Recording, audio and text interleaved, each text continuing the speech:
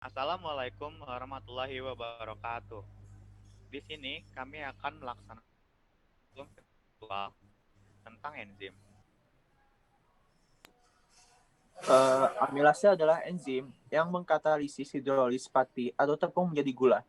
Enzim amilase terdapat dalam air liur manusia dan beberapa hewan mamalia lainnya. Enzim ini melakukan proses pencernaan kimiawi terhadap bahan-bahan makanan yang masuk ke dalam rongga mulut, khususnya bahan makanan yang mengandung pati dan tepung. Makanan yang mengandung kadar pati yang tinggi, seperti roti, akan memiliki rasa sedikit manis saat dikunyah. Hal ini terjadi karena enzim amilase mendegradasi sebagian pati menjadi gula. Nah, pada percobaan tentang enzim secara virtual ini, kamu akan belajar menentukan pengaruh konsentrasi substrat atau amilum dan pH terhadap laju reaksi yang dikatalisis oleh enzim amilase. Melalui percobaan ini, kamu dapat melakukan pengukuran dan perhitungan jumlah produk yang dihasilkan jika massa substrat yang akan dikatalisis oleh enzim dibuat bervariasi. Kamu juga dapat melakukan pengukuran dan perhitungan jumlah produk yang dihasilkan jika pada reaksi tersebut dilakukan pada variasi rentang pH yang berbeda-beda. Dalam kegiatan ini, kamu juga akan dapat mengubah data tabel menjadi data grafik untuk membuat perbandingan laju reaksi enzim dengan faktor-faktor yang mempengaruhi. Percobaan konsep enzim secara virtual ini melatih kamu untuk belajar menentukan pengaruh konsentrasi substrat dan pH terhadap laju reaksi yang dikatalisis oleh enzim. Nah, tujuannya yang itu menentukan pengaruh konsentrasi substrat terhadap laju reaksi yang dikatalisis oleh enzim.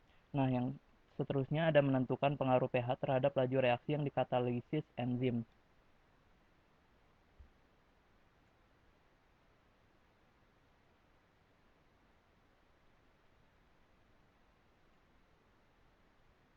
Shin. Langkah kerjanya yang pertama button pada tayangan animasi tentang kerja enzim. Enzymes enable molecules called substrates to undergo a chemical change to form new substances called products. Each enzyme acts on a specific molecule or set of molecules called substrates. Each substrate fits into an area of the enzyme called the active site. This fitting together is often compared to a lock and key mechanism. However, the enzyme changes shape a little to fit with the substrate. In the enzyme-substrate complex, the enzyme holds the substrate or substrates in a position where a reaction can occur easily. After reaction, the enzyme releases the products and can go on to carry out the same reaction again and again.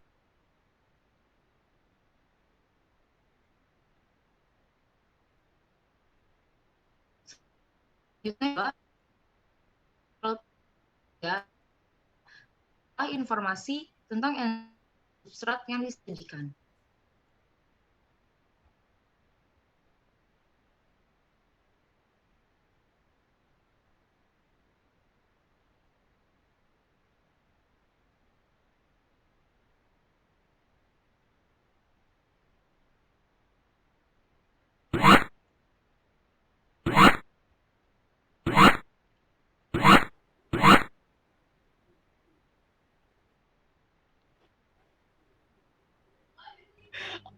After gue gak kuat. After gue gak kuat. Informasinya. Klik informasinya. Selanjutnya yang kedua, klik informasi yang terletak di depan meja agak ke bawah, bacalah informasi tentang enzim dan substrat yang disajikan.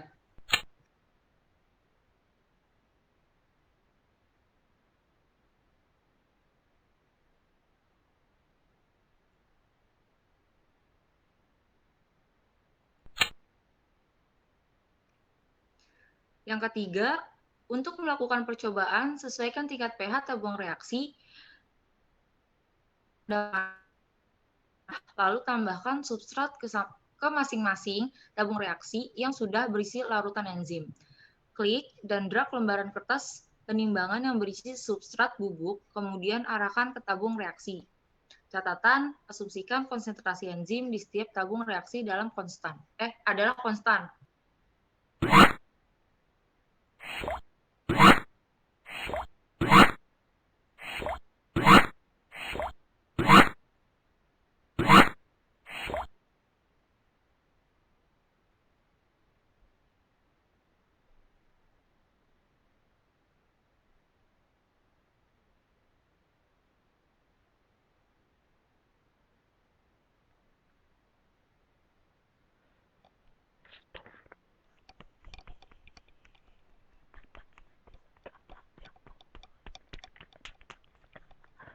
Lakukan pengukuran laju aktivitas enzim amilase pada variasi pH 3, 5, 7, 9, dan 11. Pada sesi ini akan dijelaskan oleh Jalaluddin Rumi.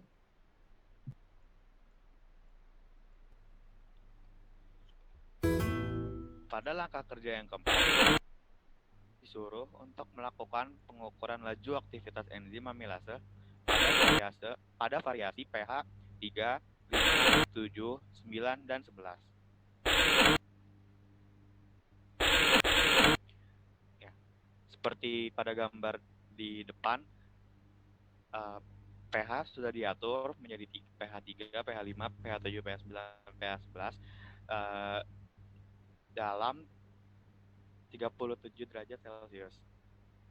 Nah, selanjutnya, masing-masing substrat dimasukkan ke dalam semua tabung tersebut. Yang pertama, 0,5 gram substrat dimasukkan ke tabung pertama, yaitu pH 3.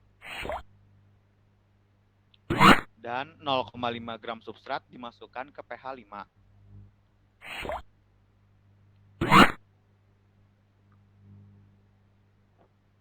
Astria. Stop record. 0,5 gram substrat.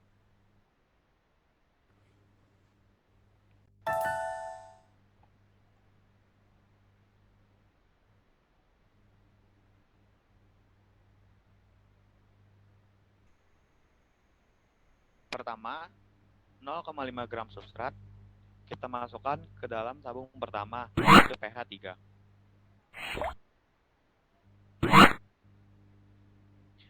Dan kita masukkan juga ke dalam tabung kedua dan juga ke tabung ketiga dan juga tabung keempat dan terakhir tabung kelima.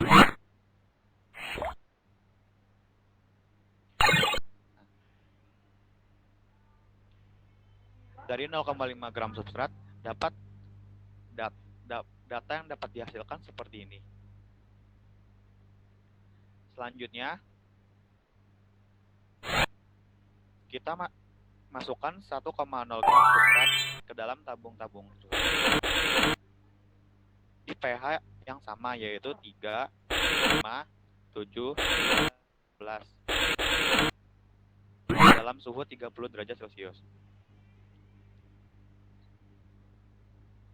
1,0 gram substrat dimasukkan ke dalam tabung pertama, dimasukkan ke dalam tabung kedua, tabung ketiga, tabung keempat, dan tabung kelima. Tabel ini merupakan data dari data yang didapat dari 1,0 gram substrat. Selanjutnya, 2,0 gram substrat kita masukkan ke dalam masing-masing tersebut.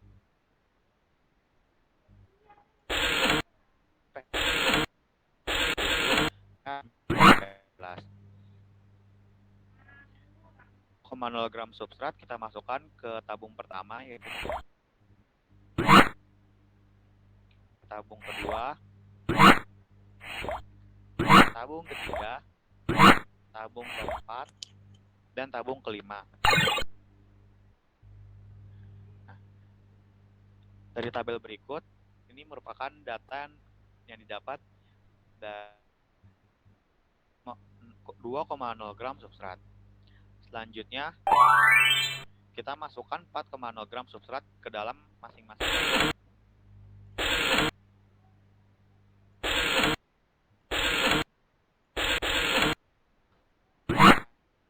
Dan 4,0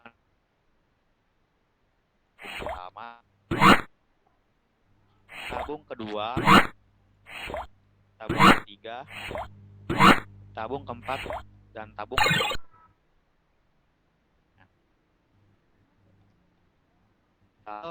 Dari 4,0 gram substrat.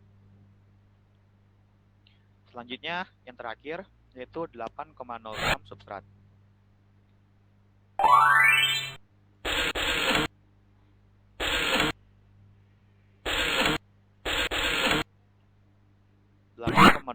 Delapan koma nol gram substrat dimasukkan ke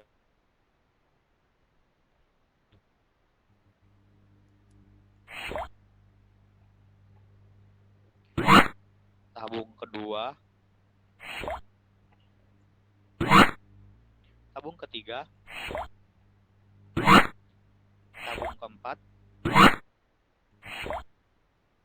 dan tabung terakhir yaitu tabung kelima. Nah, didapat data dari 8,0 gram substrat. Selanjutnya,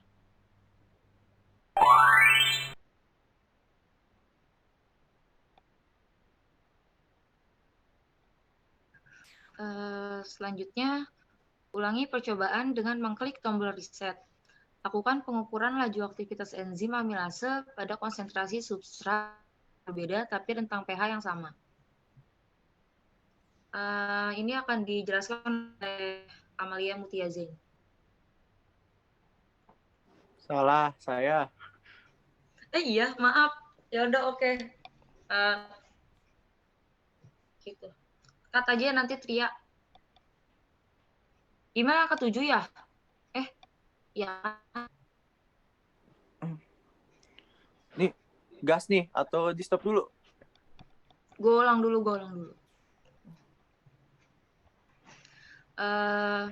Selanjutnya, ulangi percobaan dengan mengklik tombol reset. Lakukan pengukuran laju aktivitas enzim amilase pada konsentrasi substrat yang berbeda tapi rentang pH yang sama. Ini akan dijelaskan oleh Muhammad Tata Rafi. Baik, di sini saya akan menjelaskan konsentrasi substrat yang berbeda, tetapi rentang pH-nya yang sama. Ini sama seperti yang Jalaluddin Rumi jelaskan tadi, tetapi di sini yang bedanya itu adalah pH-nya itu sama, dan saya menetapkan pH yang akan saya pakai itu adalah pH 3, jadi pH-nya itu semua 3.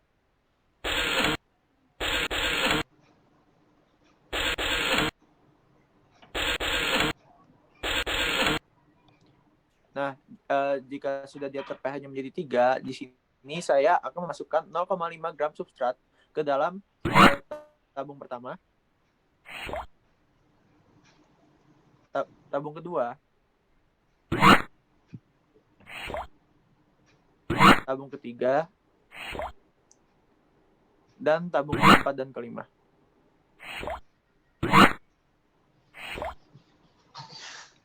Nah, di sini kita akan melihat tabel hasil dari substrat yang sudah kita masukkan ke dalam tabung-tabung tersebut dengan pH 3.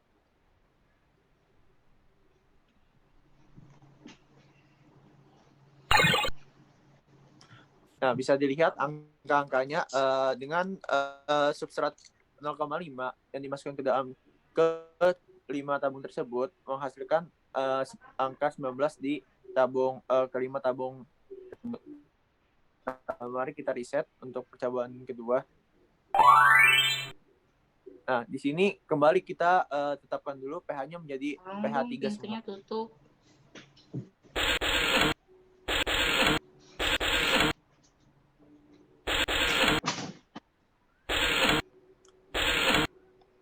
Nah, jika sudah sama seperti tadi, tapi kita menggunakan substrat yang 1,0 gram.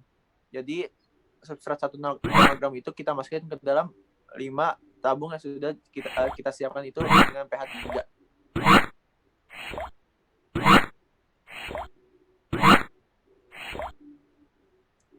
Nah, jika sudah bisa kita lihat perbedaan warna dari kelima tabung tersebut.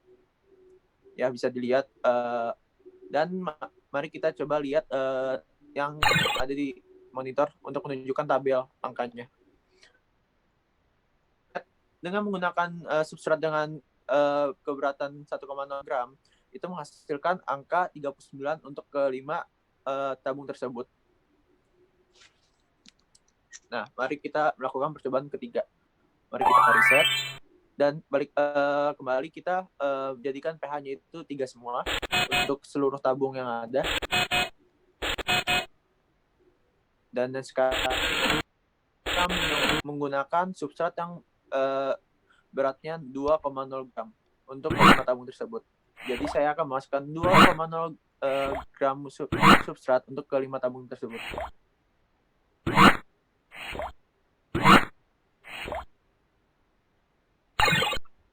Ya, mari kita lihat di monitornya. Nah, di sini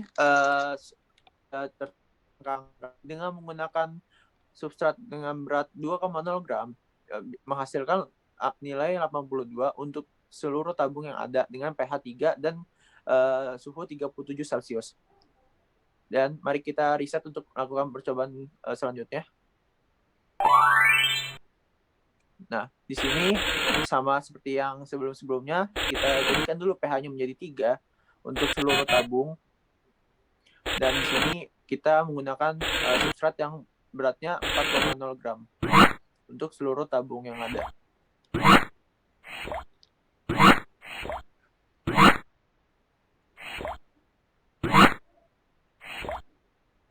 Nah, jika sudah, balik lagi kita ke monitor untuk melihat hasil dari substrat yang dimasukkan ke dalam tabung.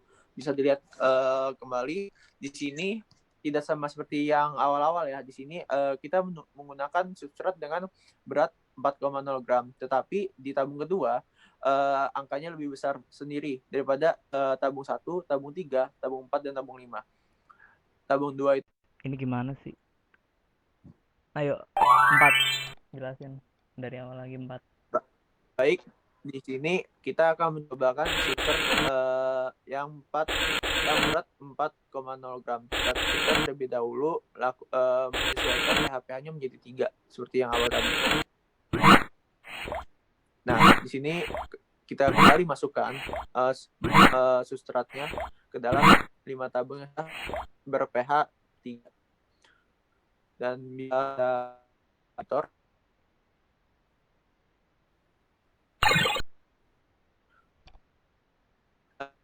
tidak agak berbeda daripada yang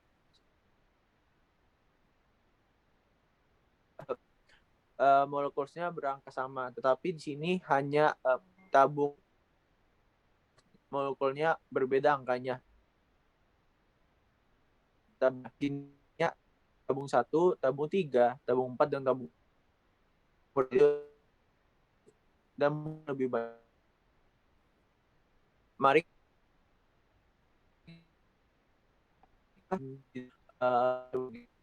mari kita riset. Nah, sama seperti tadi, kita sesuaikan dulu pH dan yang beratnya itu 8,0 gram. 5 tabung yang sudah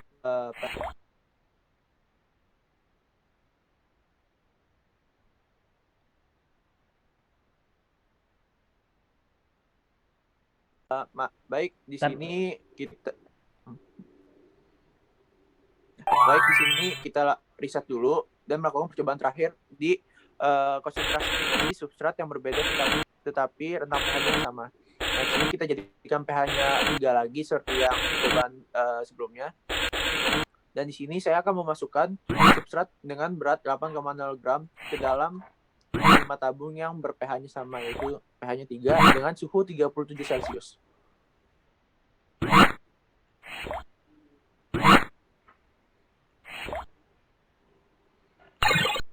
Nah, bisa dilihat ke monitor. Nah, di sini dengan substrat dengan berat 8,0 gram, kita mendapatkan angka-angka molekul yang terbuat itu adalah 96 dan itu sama dari tabung pertama sampai tabung kelima itu angka molekulnya sama yaitu 96 dengan substrat 8,0 gram. Baik, mungkin sekian dari saya untuk menjelaskan konsentrasi substrat yang berbeda tapi rentang pH-nya yang sama. Saya akan berikan waktunya kepada Cynthia untuk melanjutkan presentasi ini. Untuk yang terakhir, ulangi percobaan dengan mengklik tombol reset. Lakukan pengukuran laju aktivitas enzim amilase pada konsentrasi substrat yang berbeda dan rentang pH yang berbeda. Ini akan dijelaskan oleh Amalia Mutiaze. Di sini saya akan melakukan percobaan tentang konsentrasi substrat yang berbeda dan tentang pH yang berbeda. Untuk tabung 1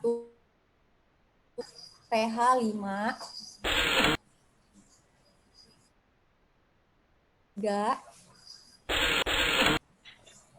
Untuk tabung 3 pH 9,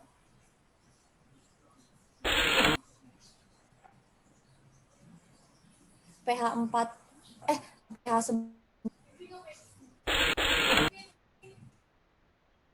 dan tabung 5 pH 7. Nah, saya akan memasukkan secara acak dari substratnya ke tabung-tabung. Untuk substrat 1,0 gram akan saya masukkan ke dalam tabung nomor 3.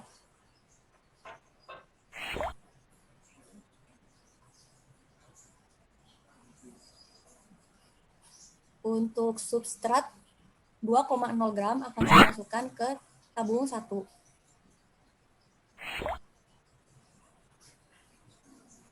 Substrat 0,5 gram ke tabung 2.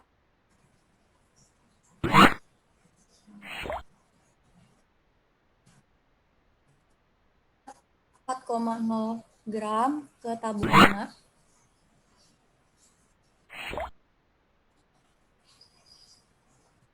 Dan yang terakhir 8,0 gram ke tabung 4.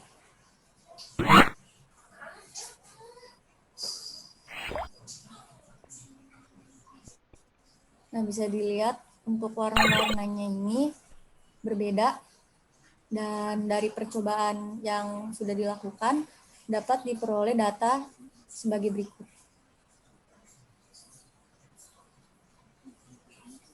Oke, itu saja percobaan dari saya. Selanjutnya adalah sesi untuk menjawab pertanyaan yang telah diberikan oleh guru biologi. Untuk menjawab pertanyaan akan dijawab oleh Astria dan Ahmad Bagus. Weh, ntar lu. Kan jawabnya pakai HP ya, gue kagak boleh main HP di kamar ini. Bapak gue udah pulang. Jadi yang lain ke siapa? Ya gua. Yaudah, ini record lagi berarti. Ulang Cynthia bilang yang tadi. Matiin share screen-nya jangan lupa Ntar lu. Ini belum ada. Ya udah biarin. Lanjut. Udah nggak apa-apa, lanjut jawab langsung ke pertanyaan nomor 1 aja. Yaudah dimulai ya. Nomor 1 adalah identifikasilah mana variabel terikat dan mana variabel bebas pada percobaan di atas. Catatan, ada 2 variabel bebas yang sedang kamu selidiki dan 1 variabel terikat. Jawabannya adalah variabel bebas adalah faktor yang sengaja dibuat berbeda dalam suatu penelitian. Pada penelitian ini adalah kuantitas, konsentrasi, substrat, dan pH. Variabel terikat adalah suatu hasil dari perlakuan variabel bebas dan terkontrol. Pada penelitian ini yaitu kinerja enzim. Nomor 2 adalah soalnya jelaskan berdasarkan data hubungan atau korelasi antara jumlah substrat dan produk yang dihasilkan dari kerja enzim. Jawabannya adalah korelasi antara konsentrasi substrat dan produk yang dihasilkan enzim. Mekanisme kerja enzim juga ditentukan oleh jumlah atau konsentrasi substrat yang tersedia. Jika jumlah substratnya sedikit, kerja enzim juga rendah. Sebaliknya, jika jumlah substrat yang banyak, kerja enzim juga. Nomor tiganya, apa yang terjadi jika jumlah substrat yang kamu gunakan terus bertambah masanya dalam kondisi pH kontas? Jawabannya adalah peningkatan kecepatan reaksi akan terus bertambah hingga tercapai kecepatan konstan, yakni jika semua enzim mengikat substrat. Nomor 4, soalnya prediksilah apa yang akan terjadi jika kamu menggunakan 20 gram substrat dan jelaskan alasanmu di balik prediksi tersebut. Yang terjadi adalah jumlah molekul yang terbentuk setiap menit akan semakin bertambah, yang dimana reaksi akan semakin gelap warnanya dikarenakan jumlah substrat semakin banyak. Nomor 5, soalnya jelaskan mengapa laju awal reaksi maksimum tidak tercapai pada konsentrasi substrat yang rendah. Bertambahnya konsentrasi substrat dalam reaksi akan meningkatkan kecepatan reaksi. Jika jumlah enzim dalam reaksi itu peningkatan kecepatan reaksi akan terus bertambah sampai tercapai kecepatan konstan, yaitu jika semua enzim sudah mengikat substrat. Nomor 6, soalnya jelaskan berdasarkan data yang kamu peroleh hubungan antara variasi rentang pH dan produk yang dihasilkan dari kerja enzim amilase. Jawabannya adalah nomor 6. Enzim bekerja optimal pada suhu optimumnya. Misal, amilasi bekerja pada pH 7. Sehingga produk yang dihasilkan paling banyak pada pH tersebut. Nomor 7, soalnya berapakah pH optimal dari enzim amilase? Dan bagaimana kamu dapat mengetahui bahwa pH tersebut merupakan pH optimal dari enzim amilase? Jawabannya, pada pH 7, karena pH optimum sehingga aktivitas enzim maksimum dan kecepatan reaksi pun meningkat. Soal nomor 8 sampai 11 akan dijelaskan oleh Jalaluddin. Ya. Untuk nomor 8 sampai 11 akan saya jawab. Untuk soal nomor 8, soalnya yaitu bagaimana kerja enzim amilase pada massa substrat yang sama tapi pH reaksi yang berbeda-beda. Tuliskan pernyataan yang menghubungkan korelasi tersebut. Enzim amilase bekerja pada pH 7. Pada percobaan ketiga yang menggunakan pH 7, enzim secara optimal. Sedangkan pada percobaan ke-1, 2, 4, dan 5, enzim tidak bekerja secara optimal. Efektivitas enzim akan berkurang pada pH sedikit di bawah pH optimum. Perubahan itu atau denaturasi protein bahan sisi aktif enzim dan menghalangi pelekatan molekul substrat pada sisi aktif enzim gagal terjadi. Pada konsentrasi substrat tertentu, bertambahnya konsentrasi enzim akan meningkatkan kecepatan reaksi enzimatas. Untuk soal nomor 9, yaitu bagaimana kerja enzim amilase pada massa substrat yang berbeda dan rentang pH yang juga berbeda terhadap laju reaksi enzim amilase. Tuliskan pernyataan yang menghubungkan korelasi tersebut. Enzim bekerja pada kisaran pH tertentu. Jika dilakukan pengukuran aktivitas enzim pada beberapa macam pH yang berlainan, sebagian besar enzim dalam tubuh akan menunjukkan aktivitas maksimum antara pH 5,0 sampai 9,0. Kecepatan reaksi enzimatik mencapai puncaknya pada pH optimum. Soal nomor 10. Buatlah prediksi tentang laju reaksi enzim ketika enzim berada pada pH 2 dan berikan alasanmu tentang jumlah produk yang terbentuk dan mengapa demikian. Pada pH 2 bukan merupakan pH optimum. Bukan merupakan pH optimum enzim tersebut, sehingga pada kondisi tersebut enzim tidak bisa bereaksi atau bereaksi secara minimal sehingga produk yang dihasilkan sedikit bahkan tidak ada. Dan terakhir soal nomor 11. Enzim berfungsi paling efisien pada suhu biasa yaitu 37 derajat Celcius. Peningkatan atau penurunan suhu dapat menurunkan laju reaksi secara signifikan. Apa yang disarankan di sini tentang pentingnya mekanisme pengatur suhu dalam organisme? Jelaskan. Di bawah atau di atas suhu optimum, aktivitas enzim menurun. Suhu mendekati titik beku tidak merusak enzim, tetapi enzim tidak aktif. Jika suhu dinaikkan, maka aktivitas enzim meningkat. Namun, kenaikan suhu yang cukup besar dapat menyebabkan enzim mengalami denaturasi dan mematikan aktivitas katalisnya. Enzim mengalami denaturasi pada atas 60 derajat.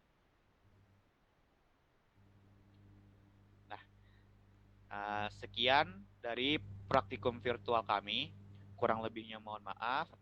Wabillahi taufiq wal hidayah. Assalamualaikum Warahmatullahi wabarakatuh. Udah.